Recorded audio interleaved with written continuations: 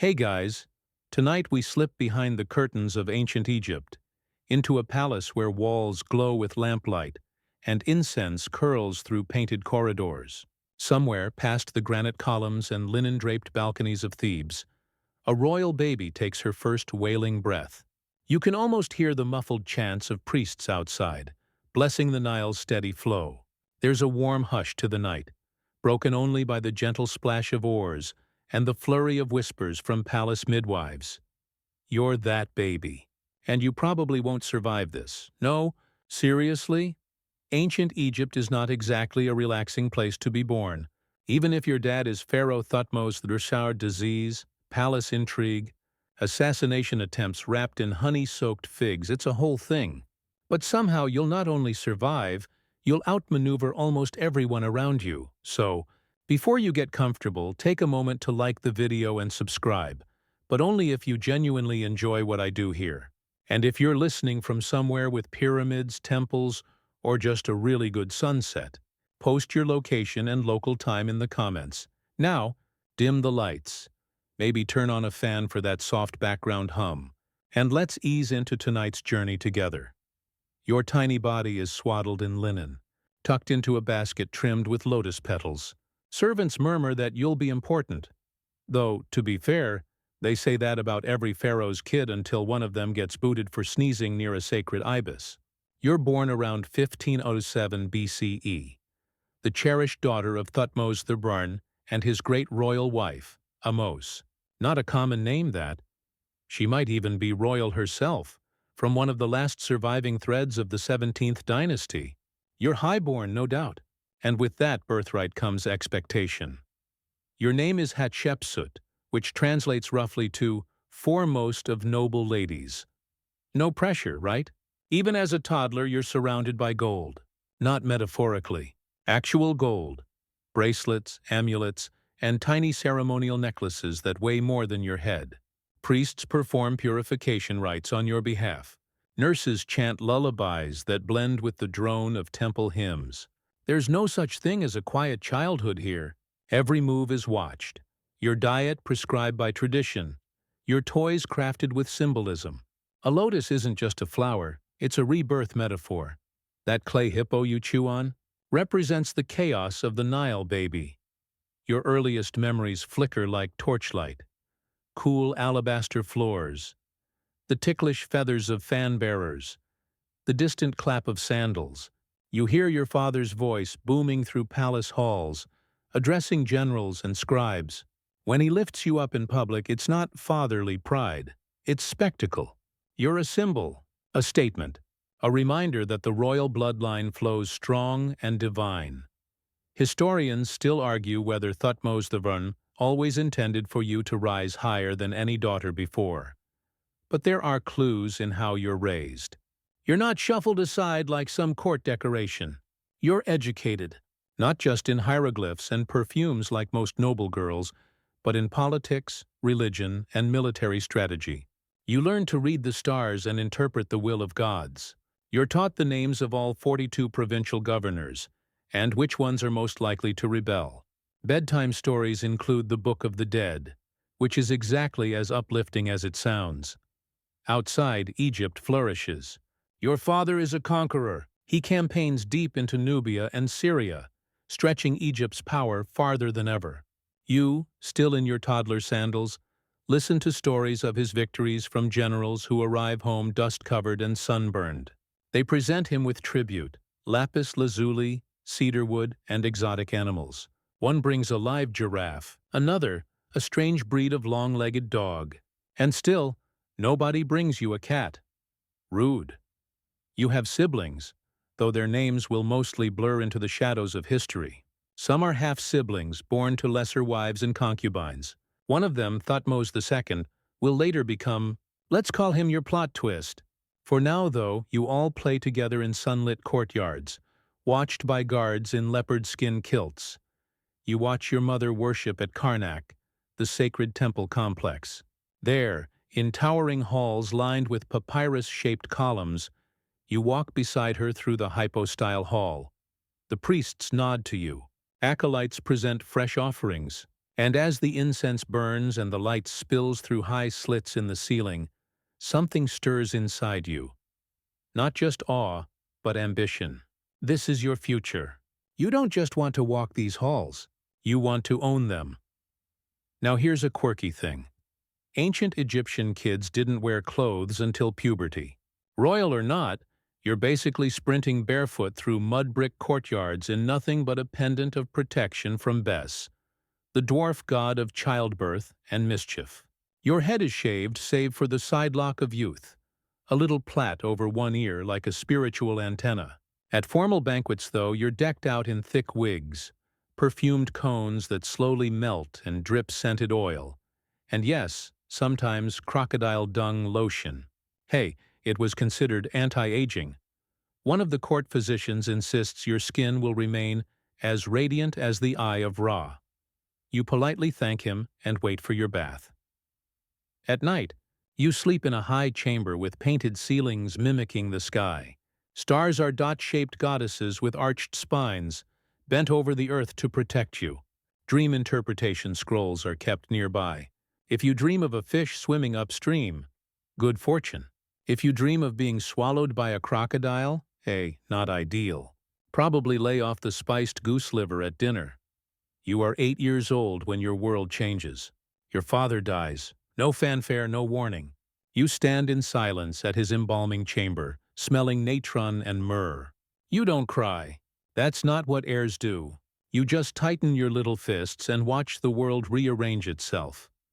Thutmose II, your half-brother and now husband-to-be, yep, ancient dynastic Egypt was like that, is crowned pharaoh.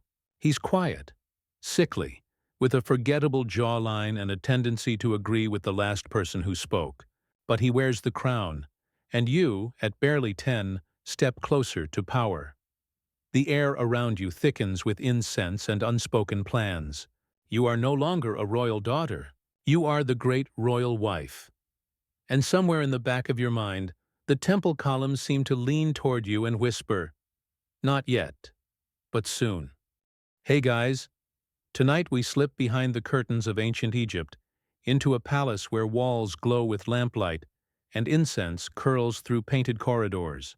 Somewhere, past the granite columns and linen-draped balconies of Thebes, a royal baby takes her first wailing breath. You can almost hear the muffled chants of priests outside, blessing the Nile's steady flow.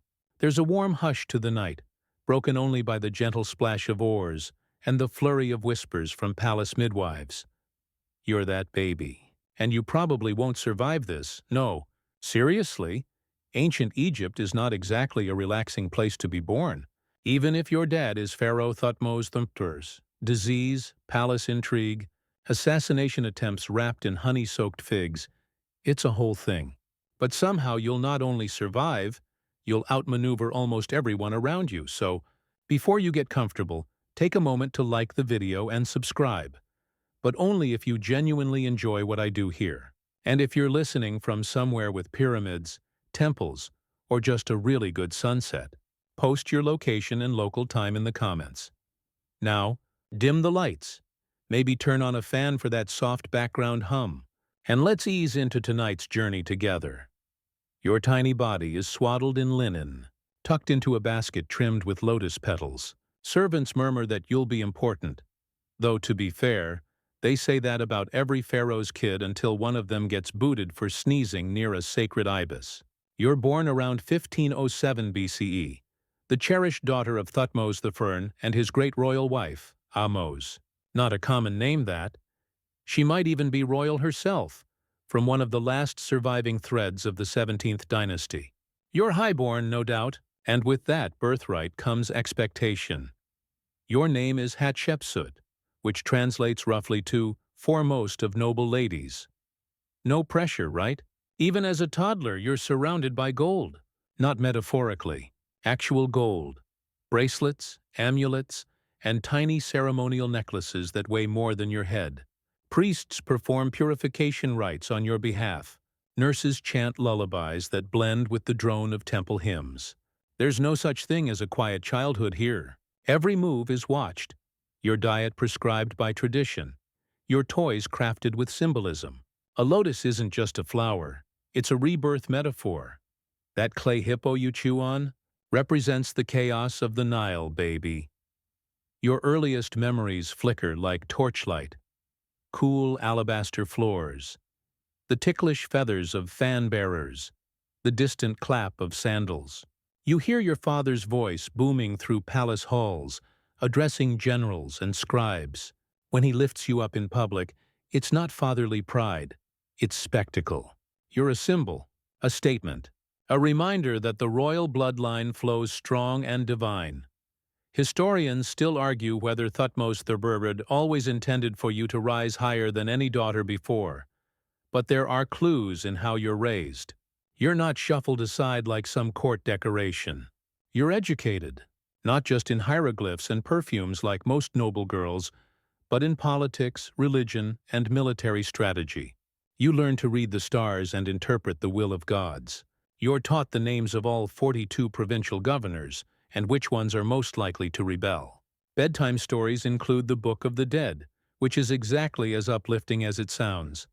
Outside, Egypt flourishes. Your father is a conqueror. He campaigns deep into Nubia and Syria, stretching Egypt's power farther than ever. You, still in your toddler sandals, listen to stories of his victories from generals who arrive home dust-covered and sunburned. They present him with tribute, lapis lazuli, cedarwood, and exotic animals. One brings a live giraffe, another, a strange breed of long-legged dog. And still, nobody brings you a cat. Rude. You have siblings, though their names will mostly blur into the shadows of history. Some are half-siblings born to lesser wives and concubines. One of them, Thutmose II, will later become, let's call him your plot twist. For now, though, you all play together in sunlit courtyards, watched by guards in leopard skin kilts. You watch your mother worship at Karnak, the sacred temple complex. There, in towering halls lined with papyrus-shaped columns, you walk beside her through the hypostyle hall. The priests nod to you. Acolytes present fresh offerings. And as the incense burns and the light spills through high slits in the ceiling, something stirs inside you. Not just awe, but ambition. This is your future. You don't just want to walk these halls. You want to own them. Now here's a quirky thing. Ancient Egyptian kids didn't wear clothes until puberty. Royal or not, you're basically sprinting barefoot through mud-brick courtyards in nothing but a pendant of protection from Bez, the dwarf god of childbirth and mischief. Your head is shaved, save for the side lock of youth, a little plait over one ear, like a spiritual antenna. At formal banquets, though, you're decked out in thick wigs, perfumed cones that slowly melt and drip scented oil, and yes, sometimes crocodile dung lotion. Hey, it was considered anti-aging. One of the court physicians insists your skin will remain as radiant as the eye of Ra. You politely thank him and wait for your bath. At night, you sleep in a high chamber with painted ceilings mimicking the sky. Stars are dot-shaped goddesses with arched spines, bent over the earth to protect you. Dream interpretation scrolls are kept nearby. If you dream of a fish swimming upstream, good fortune. If you dream of being swallowed by a crocodile, hey, not ideal. Probably lay off the spiced goose liver at dinner. You are 8 years old when your world changes. Your father dies, no fanfare, no warning. You stand in silence at his embalming chamber, smelling natron and myrrh. You don't cry. That's not what heirs do. You just tighten your little fists and watch the world rearrange itself. Thutmose II, your half-brother and now husband-to-be, yep, ancient dynastic Egypt was like that, is crowned pharaoh. He's quiet, sickly, with a forgettable jawline and a tendency to agree with the last person who spoke.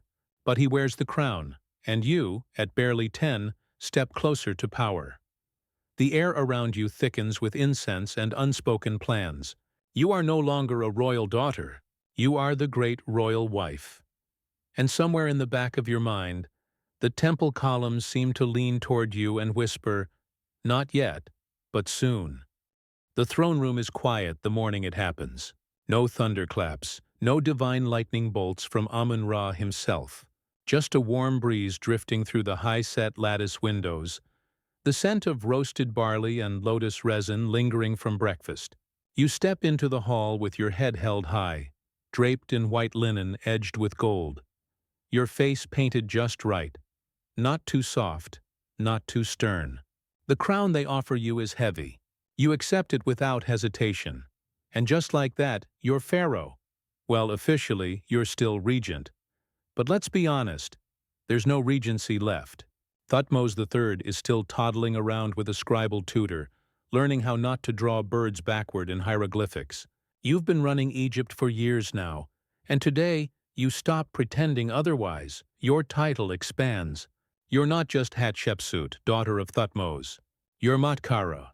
Truth is the soul of the sun god. A pharaoh's throne name, carved onto every monument, written in every prayer. You've wrapped yourself in divine legitimacy so thoroughly, even the skeptics begin to squint. But here's the thing. Women ruling Egypt? Not unprecedented. Sobekneferu did it centuries ago, but none did it quite like you. You don't just become pharaoh, you reimagine what that even means. You're not content to sit in court and issue grain quotas. You launch a full-on visual rebrand. Statues show you as a male king. Broad chest, pharaonic kilt, that signature false beard still tied snugly under your chin. In some reliefs, your breasts are erased completely. In others, you're a strange hybrid of male and female features. It's less about gender, more about language, symbolism. Egypt speaks in images, and you're rewriting the vocabulary. Historians still argue whether this was pure political strategy or a genuine belief in your divine transformation. Some say you had to present yourself as male to be accepted. Others believe you were expressing something deeper, melding earthly power with spiritual transcendence. Either way, your message is clear. Pharaoh is not a man. Pharaoh is an office, and right now, you are the one holding it. The priests of Amun start coming around, slowly, cautiously. At first, they mumble your names at ceremonies, but then you restore temples, fund festivals, increase temple revenues. Gold pours into their coffers. Suddenly, those same priests are writing hymns about your divine birth and throwing in extra incense just for you. And yes, the divine birth. That's your next PR masterpiece. You commission a whole wall of reliefs at Karnak telling the story. How your mother, Queen Ahmose, was visited in a dream by the god Amun, in the form of your father. How you were conceived by divinity, chosen before birth, destined to rule. You even have a midwife carved into the scene looking like she's assisting a god, not delivering a baby. Subtle? No. Effective? Oh, absolutely. Meanwhile, you surround yourself with a loyal core of advisors, most notably Senenmut, your architect, steward, and trusted confidant. Maybe more than that. His statues are unusually intimate. His name appears alongside yours in places no commoner's name should be. There's even one statue where he's shown cradling Neferur, your daughter, like a surrogate father. Whispers follow you. But no one dares speak openly. And anyway, you're too busy building. You launch one of the most ambitious construction programs Egypt has ever seen. Temples, shrines, colossi. Your signature is everywhere. You don't just restore older structures, you make them better, taller, shinier, full of messages carved in granite that scream, I was here. I ruled, I mattered. Your favorite building project? The twin obelisks at Karnak. Over 90 feet tall, dragged from Aswan in one massive chunk of pink granite, floated down the Nile, raised with engineering that makes modern architects wince just thinking about it. You dedicate them to Amun, of course. But the subtext is clear. This is your power. Your message in stone, cutting into the sky.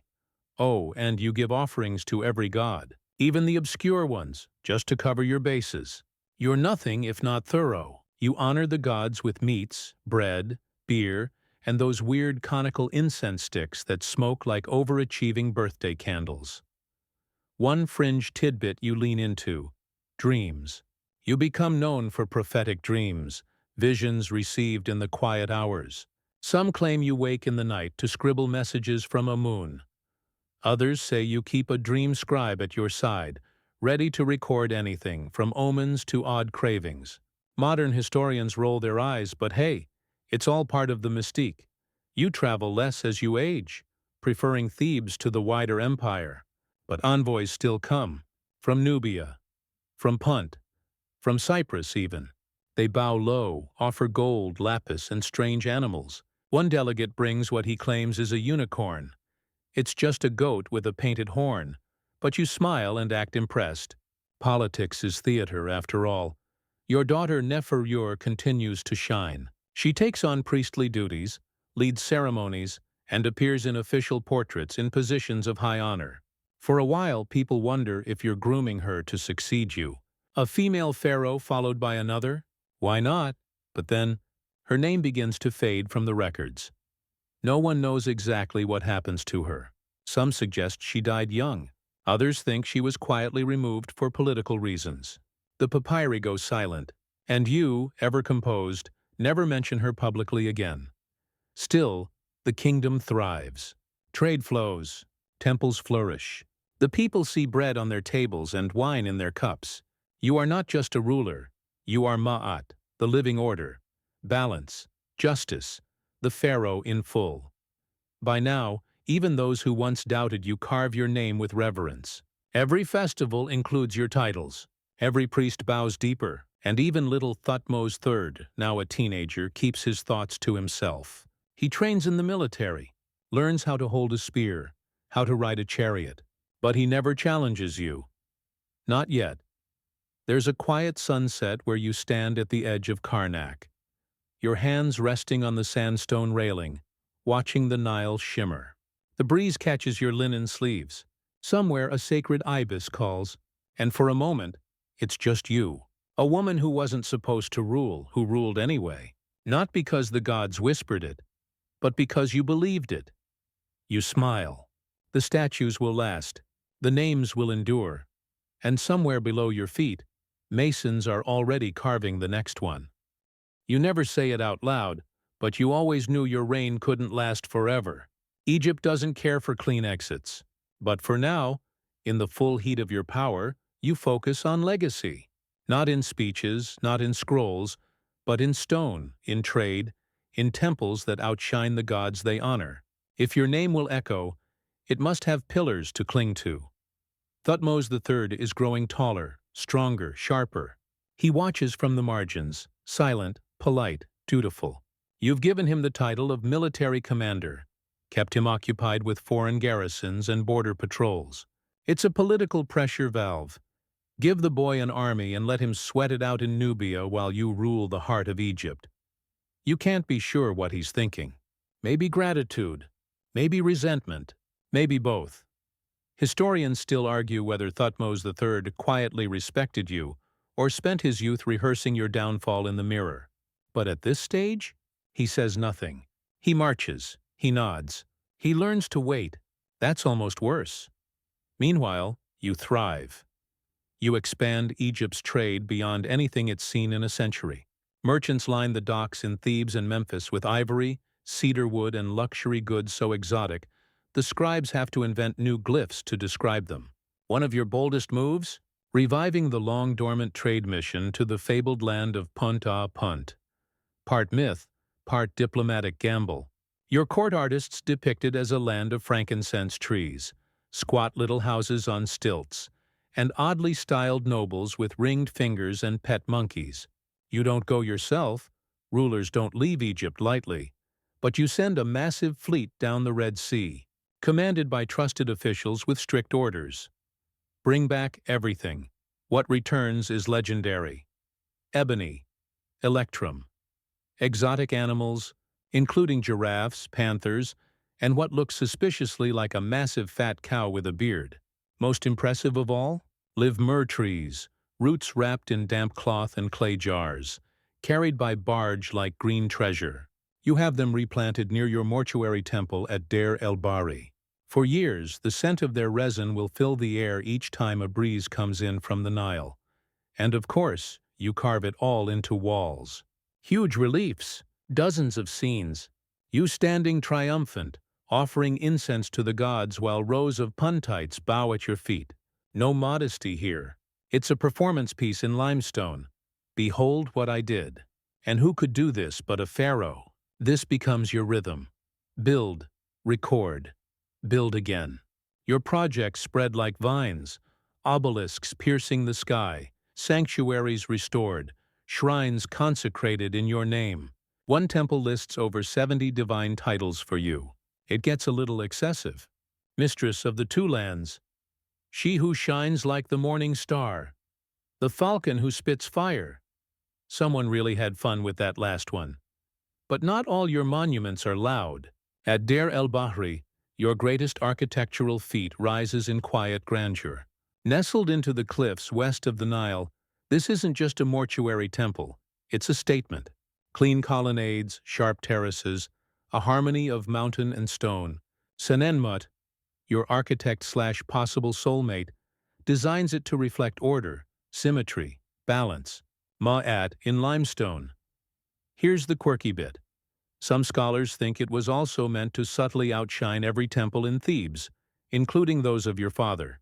Just a little reminder from daughter to dad. Look what your girl did. Meanwhile, court life hums. Priests chant, diplomats haggle, officials scheme in shadows. You navigate it like a chess master. A priest complains about rising grain levies? You send him 3 baskets of incense and a scribe with an audit scroll. A governor stumbles over protocol. You reassign him to an honorary outpost in the desert, where the scorpions are bolder than the politics. But even a queen-king must sleep sometime. At night, in your private chamber, the gold-plated doors close, and it's just you and your thoughts. You sip date wine, read from dream books, whisper prayers into the cool darkness. Sometimes you walk the palace garden barefoot, letting the moonlight wash over you. You wonder if your statues will last, if your temples will endure, if the gods, your supposed family, will protect your memory. You age gracefully. Your step slows, but your mind sharpens. You outlive rivals, outthink threats. Even the vizier, an old thorn in your side since Thutmose II's day, finally retires after slipping on a fish in the palace kitchen. You send him a very nice basket of figs, and yet there's that ever-growing shadow. Thutmose III, no longer a boy, now a man, muscled from campaigns, respected by soldiers, with the simmering calm of someone who has been told, "Wait your turn," for far too long. You've kept him close, but not too close. He sits at council meetings but never speaks first. He bows before you, but his gaze sometimes lingers on the crown a little too long. The people love you, but they whisper about him. The warrior king, the son of Thutmose, the future. You don't fear him, but you don't underestimate him either. One day you meet him privately. No guards, no scribes, just you and him, in the cool shade of a temple colonnade. You speak softly. You remind him of duty, of order, of legacy. He says little, just nods. A shadow flickers in his eyes, but you ignore it. Historians will never know what was said. No scroll records it. No wall bears the truth. But after that meeting, your pace changes. You begin preparations for death. Not in despair, but with the precision of a ruler who plans everything. You order your tomb finalized, originally started in the Valley of the Kings, then expanded. Not one of those awkward backup tombs carved in a panic.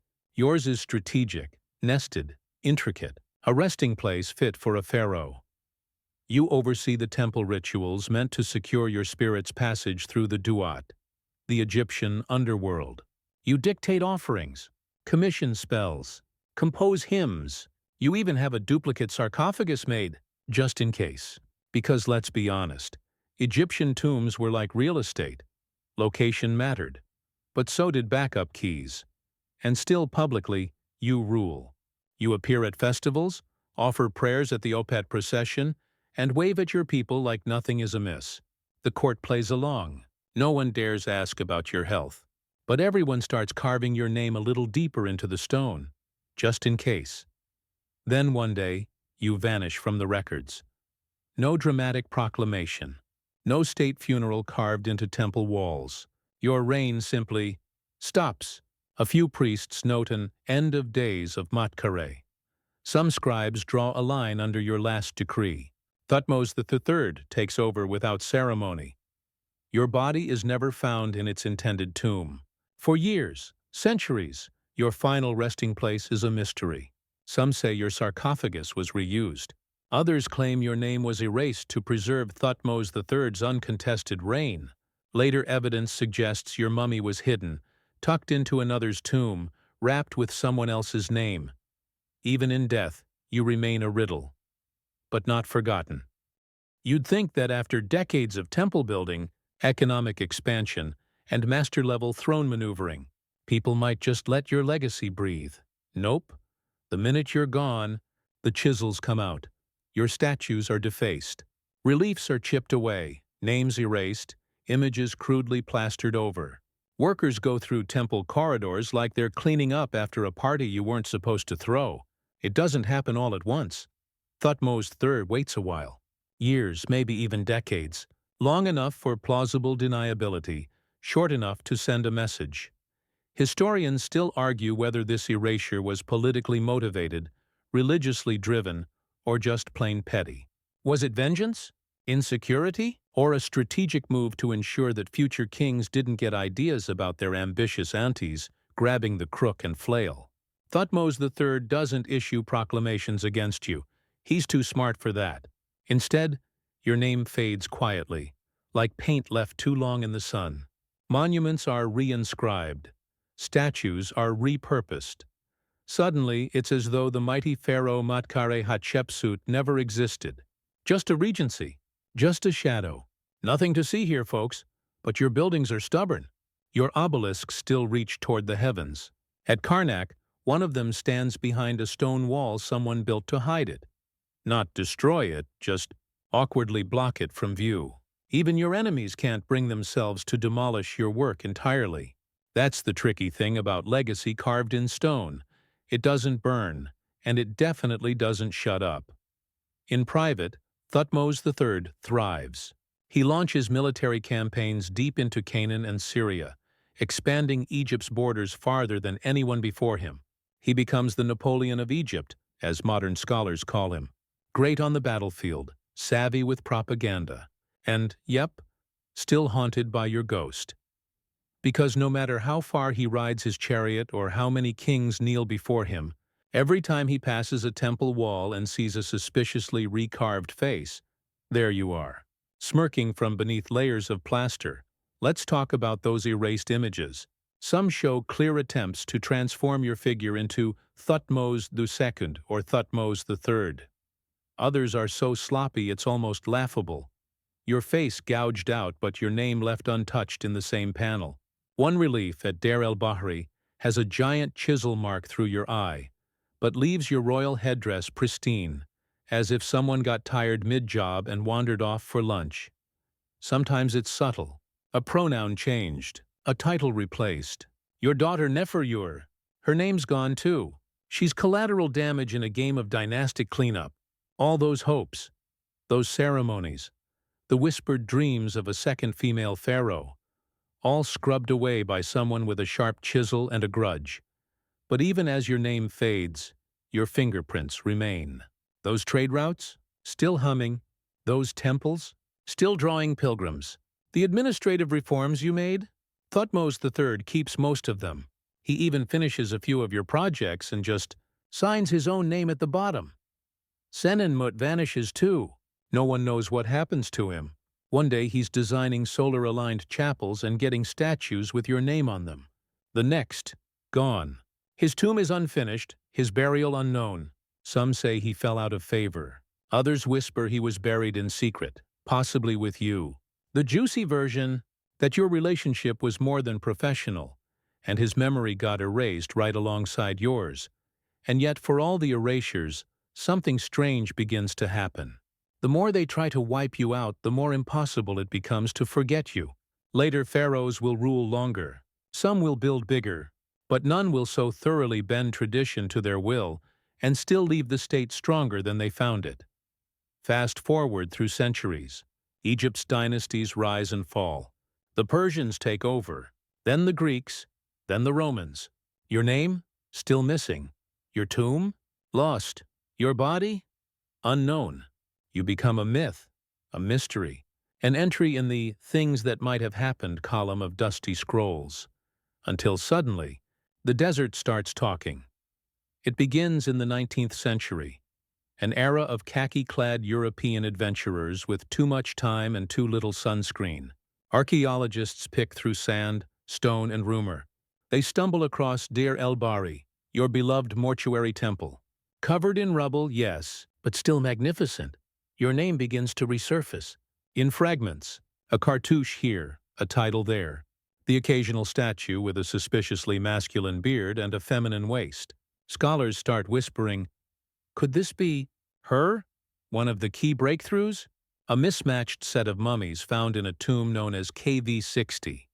One mummy was in a coffin labeled for a royal nurse. The other? Unnamed, arm crossed over the chest in royal fashion.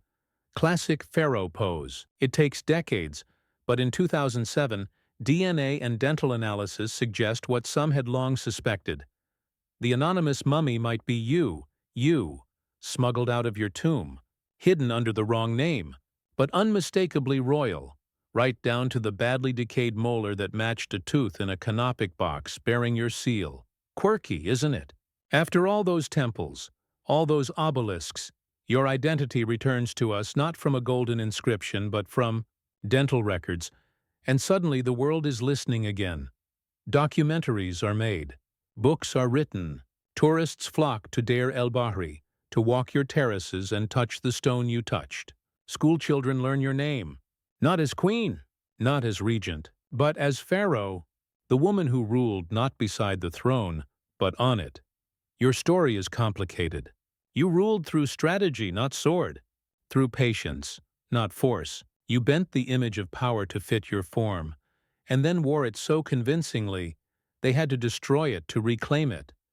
But you weren't erased. Not really, because here we are, thousands of years later, still saying your name. Hatshepsut, foremost of noble ladies, Pharaoh of Egypt, and still watching. From behind the paint and plaster, under layers of time and doubt, waiting for someone to notice that, yes, your statues are a little too tall to ignore forever. Some rulers need no monuments because their lives are the monument. But you, Hatshepsut, were too smart to gamble on memory alone. You built both. Temples, statues, obelisks, and stories, layer upon layer until even the gods must have looked down and thought, okay, she's serious. Now, let's rewind a bit. Back to when your power peaked, and the quarries of Aswan rang daily with the hammering of stonecutters shouting curses at granite blocks the size of elephants. You're not just sitting in Thebes eating honey-dipped dates and bossing around priests. You're hustling. Every day another blueprint, another sacred measurement, another small renovation that somehow turns into a 100-foot obelisk. Construction is your love language. At Karnak, your two famous obelisks are miracles of engineering, carved from single pieces of red granite, hauled from quarries over 100 miles away, floated down the Nile on barges the size of football fields, then raised, without cranes. Mind you, using sand ramps and the sheer willpower of about 1,000 workers who probably regretted everything by day 3. You dedicate them to Amun, of course. But let's not kid ourselves. The inscription literally says, "Never was the like made since the beginning of the world." Humble? No. Accurate? Honestly, kind of. You use these monuments like megaphones. Each inscription is a masterclass in self-marketing. Chosen by the gods. Ruler of the two lands. Bringer of Ma'at. You're not bragging. You're documenting. If the afterlife has a resume checkpoint, you're acing it. But you don't just build upwards, you reach outward. You send expeditions to far-off places. The Sinai, Byblos, Nubia, and most famously, Punt. Now, Punt deserves more than just a footnote. It's practically a fever dream wrapped in sandalwood. Your voyage to Punt is the crown jewel of your foreign policy. Historians still debate where Punt was. Some think Eritrea, others argue Somalia or southern Arabia. No one agrees, but you're like, that's tomorrow's problem. You just want incense, gold, baboons, and trees you can show off like trophies. The expedition is enormous. 5 massive ships, loaded with gifts, emissaries, and maybe one seasick priest. They return with loot so rich it sparks a minor cult among temple scribes. Living myrrh trees planted in Thebes. Yes, you planted trees from another continent.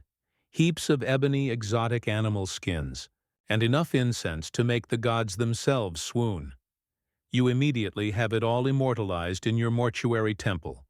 Painted scenes showing odd-looking puntites with curved homes, elaborate hair, and the kind of trade receipts even modern accountants would envy.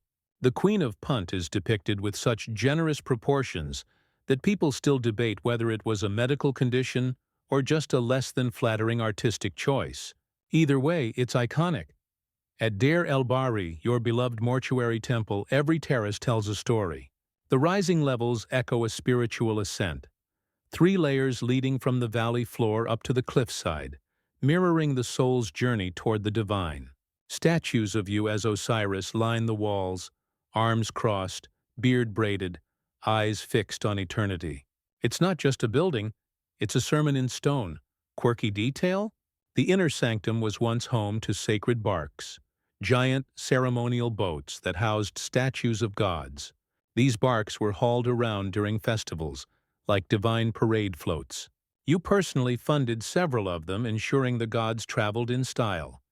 You make Deir el-Bahri more than a tomb. It's your brand, your legacy hub, your final mic drop. And behind it all, quietly, always nearby, is Senenmut. Senenmut, your steward, architect, possible lover, and absolutely, undeniably, your biggest fan. His name appears everywhere, too often, honestly, for someone who isn't royalty. His face is carved beside yours, even beneath yours in one spot. His tomb, when they find it centuries later, contains secret passages pointing directly toward your temple. Some scholars see romance, others see obsession. One just called him Egypt's most ambitious overachiever. Honestly? Fair. He helps design everything. He invents architectural techniques that change how temples are built. He calculates solar alignments with uncanny accuracy. You trust him implicitly, and then he vanishes.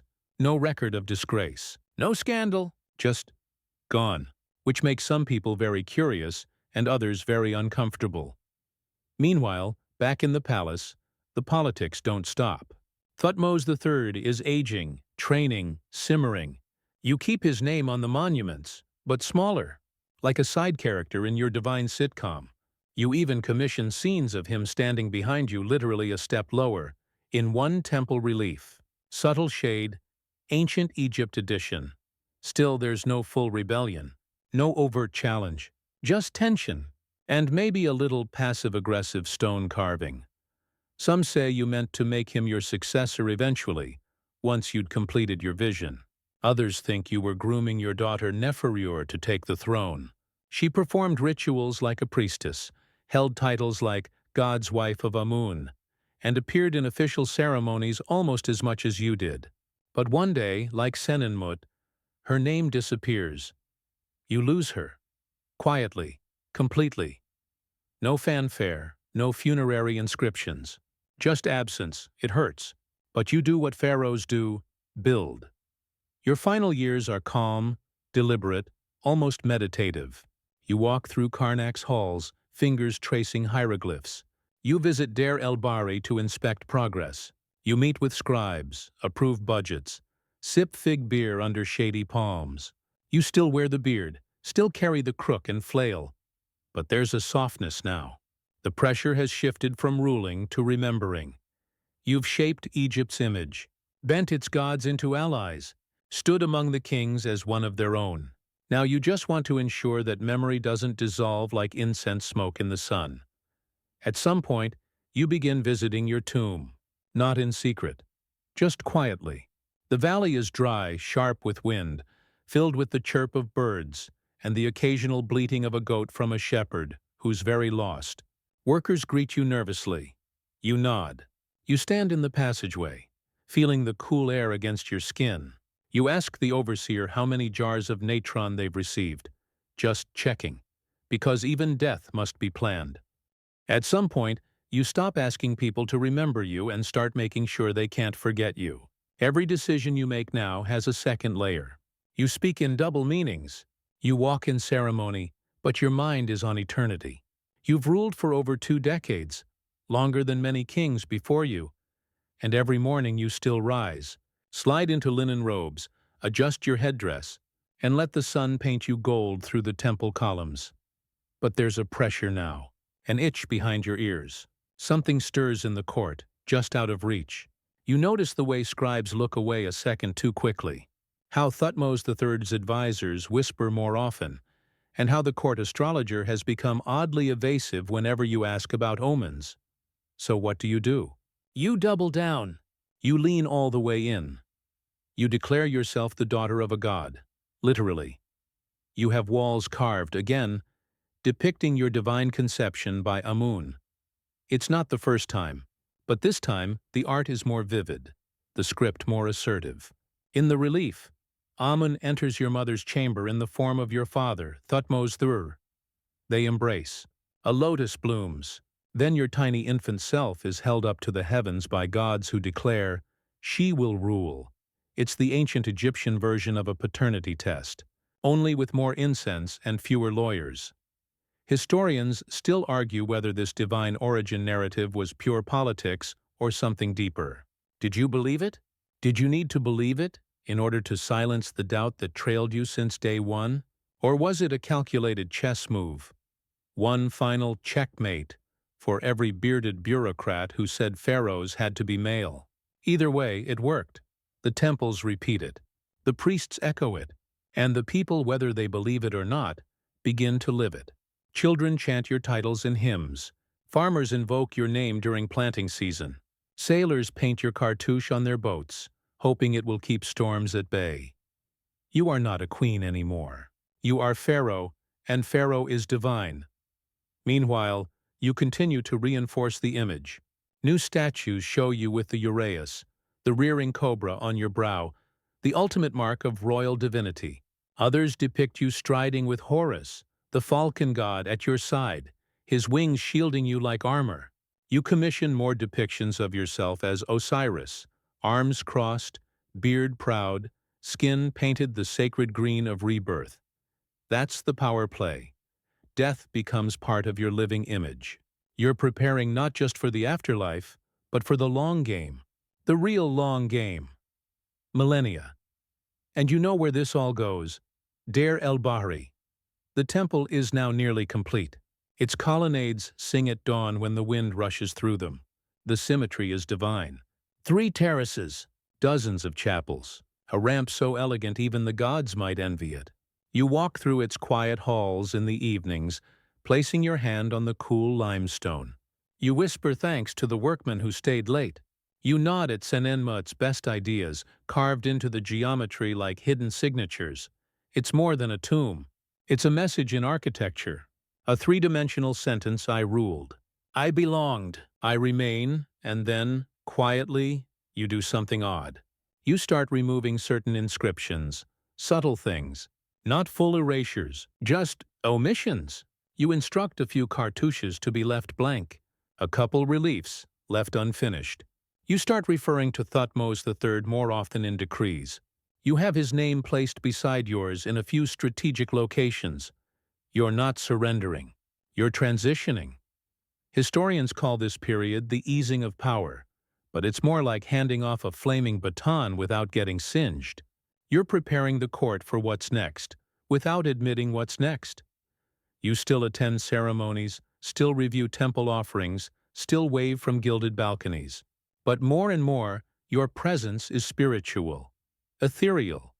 Your voice becomes the echo in chambered halls. People lower their tone when they speak of you, not because you're weak, but because you're now larger than just a woman. You're becoming myth. Thutmose III steps forward into the sunlight. He begins taking more control, easing into power like a man who's waited too long to be told. You may speak now. He doesn't rebel. He doesn't push you out. But you see it in his eyes. The need to be seen, and honestly, you understand. You don't fight him. You've already won. There's a strange peace in this final stretch. You let go of certain things. You stop nitpicking over tribute tallies. You decline a royal hunt in favor of a long walk through Karnak, stopping to watch a boy refill the oil in a sacred lamp. You sit beside the Nile, sandals off, toes grazing the warm mud, as geese paddle by in crooked lines. You don't know exactly when it will happen, but you feel it getting close. You've seen enough of the afterlife scrolls to know the signs, the dreams that return, the scent of lotus in your chambers when no petals are near, the flickering of oil lamps without wind. You write your final instructions in guarded whispers. You order your tomb sealed tight, your body guarded with magic and geometry, your heart weighed only by Anubis himself. And still, just in case, you make one last offering to Amun. A small one, personal. Just a carved box of incense cones, one for each year of your reign. The high priest asks, "Shall we burn them all now, your majesty?" You smile. "No," you say, "let them be found." There's a party, of course, a festival. Everyone pretends it's just another day. Music, feasting, the usual awkward dancing by court officials who should never dance. You attend in full regalia, your beard tied straight, your headdress immaculate. You smile, laugh, toast. And that night you sleep deeper than usual. Some say you died in your sleep. Others suggest you slipped away during a temple vigil. The truth? Lost. Like so much else in Egypt's sand-choked archives, what follows is silence. The priests do their part. Or maybe they don't. The record is fuzzy. You disappear from papyri, statues, public memory. Your temple remains, but your name is carved away. Your sarcophagus? Empty. Your body? Hidden. But your whisper, your presence, never really leaves. Because when a pharaoh like you walks through stone and story and flame, there's no ending. Just an echo that deepens every time someone dares to look at a ruined statue and wonder, who was she? And somewhere, in a dusty niche in Deir el-Bahri, a faded glyph still lingers, barely visible in the right light. Just one word, Hatshepsut. And so time rolls forward, not in a hurry, not loudly, just that ancient Egyptian pace. Like the Nile itself, slow, deliberate, always moving, whether you're ready or not. Your name, Hatshepsut, gets ground down in stages. After your death, the chisels come out again, this time more methodical. Not just your statues, your cartouches, inscriptions, family ties, your very image. It's not vandalism, it's administrative amnesia. Thutmose III, or someone working under him, launches a kind of erasure campaign. It isn't immediate, and it isn't chaotic. It's weirdly organized. Sections of temple walls are carved out and replaced. Your figure gets corrected. Sometimes they don't even bother to redo the art. Just slather some plaster on your face like a sad DIY makeover. One theory? It's to avoid succession confusion. Historians still debate whether Thutmose III was being petty or just trying to make his own legacy easier to trace. A female pharaoh? That throws off the math. He might have feared future generations would ask, wait, was she a co-ruler? A usurper? A hiccup in the divine male chain? So, poof.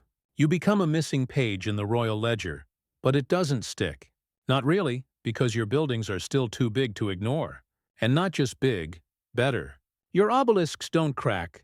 Your temple designs get copied. Later pharaohs borrow from your blueprints without admitting it. The gods you honored? They stick around too. You didn't just build stone. You built rhythms, ceremonies, expectations. Even when your name disappears, your fingerprints stay behind. Let's visit one of the strangest surviving clues, KV-20. Your original tomb in the Valley of the Kings. Deep, unusually so. Over 200 meters of sloping tunnels, corridors that bend like the path through the Duat, the Egyptian underworld. Workers had to carve it straight into bedrock, sometimes at awkward angles, possibly while muttering ancient curses under their breath. It was meant for you and your father, Thutmose I. A dual tomb, unheard of at the time. It tells us something, how badly you wanted to tie your reign to his. Maybe for legitimacy, maybe for love, maybe to remind everyone who gave you your start. But at some point, Thutmose III relocates your father's body, moving him to KV-38, a tomb he builds. Not yours. His message received. Your sarcophagus? Left behind. But empty. And there's the problem. No one can actually say where your body ended up. KV-20 was too deep, flooded, looted, misunderstood. Eventually, its tunnels filled with debris and silence. For centuries. Fast forward to modern times, specifically the early 1900s. Archaeologists descend like flies on the Valley of the Kings, dusty and wide-eyed, tripping over stones and shouting at each other in multiple languages. KV-20 is reopened, carefully, painfully. It yields red granite sarcophagi, fragments of funerary goods, broken bits of magic. But still, no mummy.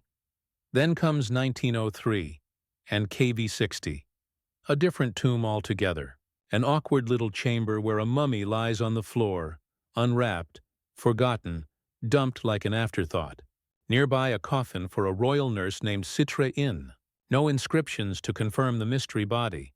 Just an arm crossed over the chest. A royal pose. It takes over a century, and the dawn of CT scans and mitochondrial DNA testing to finally unravel it. In 2007, researchers match a molar found in a box labeled with your name to the jaw of that unnamed mummy in KV-60. The tooth fits, like a ghost puzzle. That unwrapped body? It's you, no gold, no fanfare, just brittle bones and one awkwardly missing tooth, shuffled out of history, found again in a box mislabeled for storage. Quirky, isn't it? You built monuments the size of cathedrals, and yet your return begins with a tooth in a jar. And once the modern world rediscovers you, it doesn't let go. Hatshepsut becomes a headline. Documentaries, books, university lectures, Pinterest boards. Scholars argue about your reign with gleeful obsession. Were you ruthless or pragmatic? Holy or political? Feminist or traditionalist? Truth is, you were all of it. You ruled like a man but also like a woman. You honored the gods but bent their messages to fit your reign. You wore the beard but spoke with your own voice. You didn't break the system. You recoded it from inside the palace walls, leaving a version of kingship so cleverly altered that future pharaohs didn't even notice they were walking in your shadow. Even museums can't resist you. The Metropolitan Museum of Art in New York dedicates entire wings to your artifacts. Your statues, once defaced, now restored, stand tall behind glass, stared at by people who say your name out loud again. Hatshepsut, they whisper, sometimes awkwardly. But they try. The irony? You've outlasted almost everyone who tried to erase you. The Thutmosids? Great, sure. But your temple still draws more foot traffic than theirs. Your story? The ultimate comeback arc. And not even the gods could have written it better. Even scholars admit they're not finished with you. New theories emerge every decade. Was your succession fully legitimate?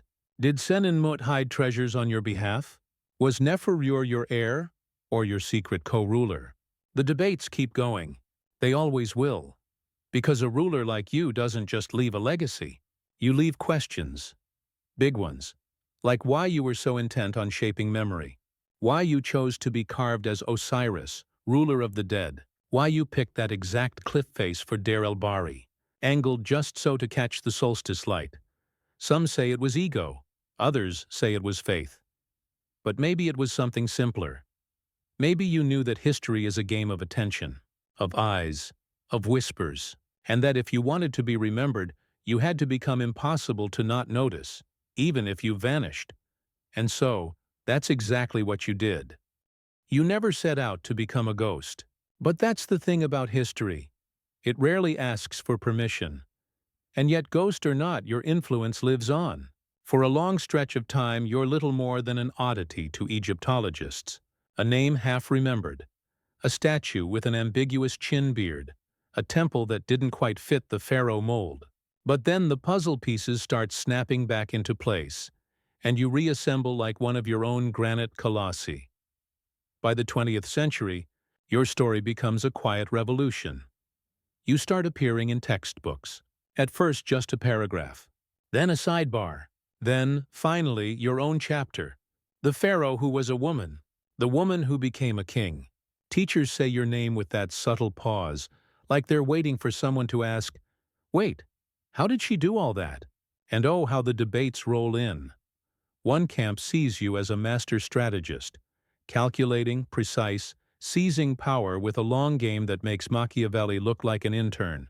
Another sees a deeply spiritual woman, believing in her divine right so fully that her reign becomes a kind of lived prayer. A third paints you as the ultimate survivor of a court where ambition was a blood sport and a mistake could mean a snake in your shoe or poison in your pomegranate wine. Historians still argue whether you planned to rule alone from the beginning, or if the throne slowly, inevitably pulled you in. Did you see Thutmose III's infancy as your opportunity? Or did Egypt need you, and you simply answered the call? And maybe the truth lies in the middle. Maybe you didn't come for the crown. Maybe it came for you, and you said yes. What no one argues is this: you were good at it. You weren't just a placeholder. You weren't a puppet. You governed Egypt through years of prosperity, peace, and temple construction so aggressive it probably gave your architects nightmares about sandstone budgets. Even today, archaeologists stumble across your legacy in pieces: obelisks, reliefs, inscriptions. A single sherd of pottery bearing your cartouche turns up where no one expected it. A hidden foundation beneath a later temple reveals your forgotten chapel. Each discovery peels away another layer of dust and mislabeling, like a cosmic game of Guess Who. And then there's the recarving. Oh, the recarving! Centuries after your reign, other kings start claiming credit for your monuments. Ramses II, never one to pass up a branding opportunity, has his name stamped onto buildings that you built. And not subtly either, like full-on graffiti levels of "This is mine now." But scholars spot the difference. The chisel depth doesn't match. The style is off, and beneath it, your original inscription. Still there, still proud. That's the thing about stone. You can't ever fully erase it. You can deface, obscure, cover, patch, but not delete. It remembers, just like people do. And now, people are listening again. Visitors flock to your temple at Deir el-Bahri. They stand in the early morning light, when the cliffs behind it glow a soft pink, and they whisper your name. They look up at those massive statues of you as Osiris and think, "She was here." They trace the columns with their fingertips, trying to feel the echo of your presence through the cooled stone. It's not all reverence, though. There's still debate. Some scholars point out that despite your image as a female trailblazer, you leaned heavily into masculine iconography: beards, kilts, male pronouns. They ask, was that empowerment or capitulation? Others argue that by bending the rules rather than breaking them, you achieved something no woman before you had done, and few after you would manage again. It's a fascinating tension. You lived in a world ruled by divine order, unyielding tradition, and hierarchies carved into law and limestone. And somehow within that system you found the loophole. You didn't tear it down. You rearranged it, and you left it standing stronger than before. You are not remembered as a conqueror. You didn't build your legend on war, like Ramses. You're not mythologized for madness or radical reform, like Akhenaten. You're remembered for structure, vision, harmony, for stepping into a role that was never made for you, and owning it so thoroughly that they had to scrub you off the walls just to make it seem like it never happened. But the walls remember. The gods remember, and now so do we. In the 21st century, you make appearances in pop culture, museum exhibits, biographies with dramatic titles like Pharaoh in a Skirt and The Forgotten King. There's even a perfume named after you. Fitting, considering all that incense you imported. You inspire women in leadership, students, historians, dreamers, people who know what it means to be underestimated and what it means to outlast. And the more we study you, the more complex you become.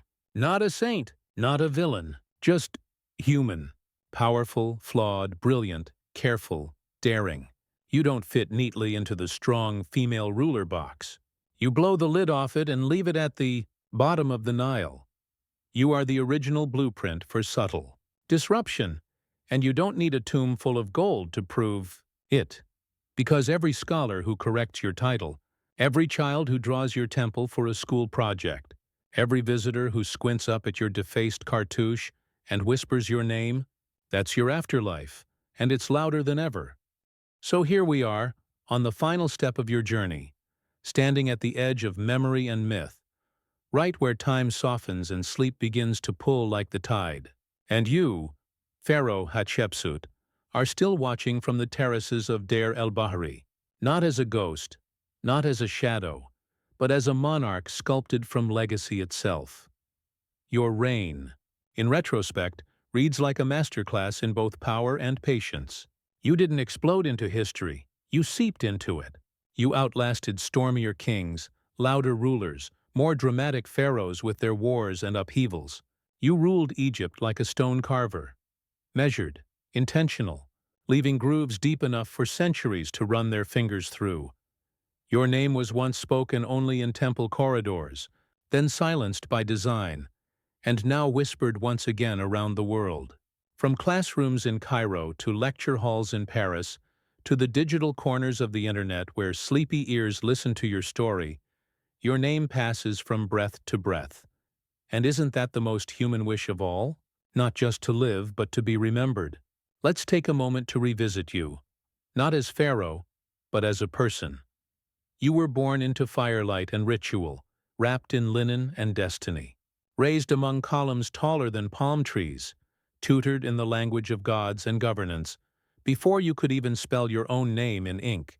You played barefoot in palace gardens and watched empires move like shadows across the Nile. You were betrothed to your brother, crowned beside a boy, and then, slowly, quietly, stood alone. You stepped into the impossible. You ruled a kingdom built for men with the calm assurance of someone who simply chose to.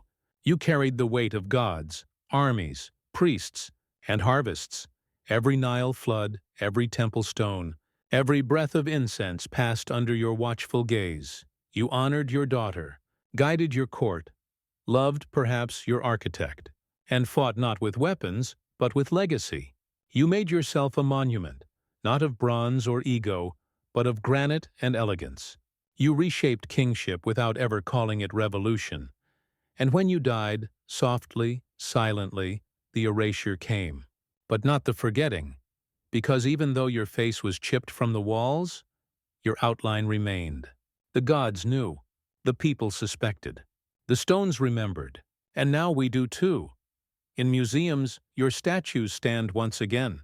In books, your cartouche is carved fresh. In our minds, your name rings out, not as an afterthought, but as a beginning, because once someone like you has ruled, the memory of that power doesn't vanish. It waits, and then it wakes. So as you close your eyes now, wrapped in linen sheets of your own making, maybe with a gentle fan humming in the background like distant temple bells, remember this: history tried to erase you, but you came back, stronger, clearer, undeniable. You are Hatshepsut, and you will always be Pharaoh. And now, as the night deepens, and the sounds of the world quieten to a hush, you can let your mind drift gently, like a papyrus boat on the Nile.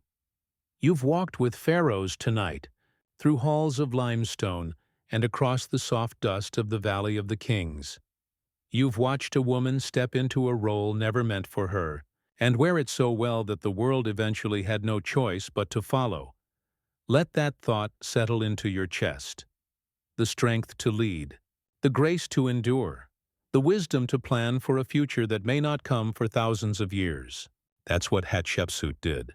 Not just rule Egypt, but plant seeds that would flower in distant generations, in quiet rediscoveries, in curious eyes poring over inscriptions once chipped away.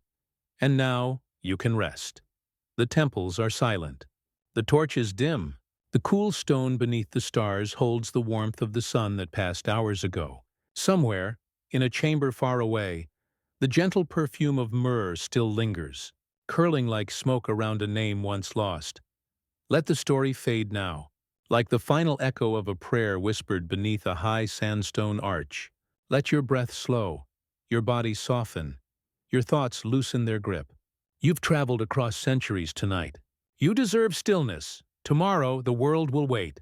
But for now, here in the cradle of memory and myth, just sleep because you're safe here, in the company of kings and queens, and one pharaoh who refused to be anything less than exactly what she chose to be.